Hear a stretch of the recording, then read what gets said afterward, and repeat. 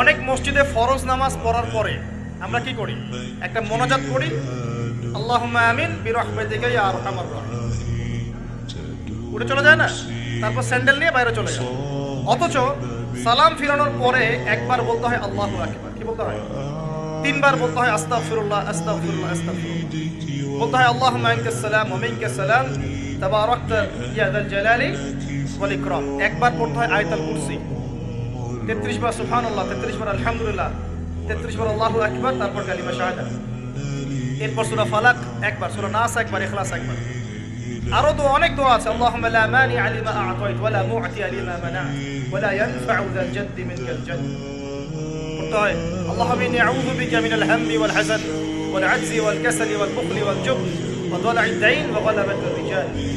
পড়তে হয় আল্লাহুম্মা আ'ইন্নী আলা যিকরিকা ওয়া শুকরিকা ওয়া হুসনি ইবাদাতিক। আরো অনেক দোয়া আছে। দেখেন তো, মোনাজাত করেন, আমি তো না করছি না, আমি তর্ক করতে আসি না এখানে, এটা নিয়ে আমি ঝগড়া করতে আসি।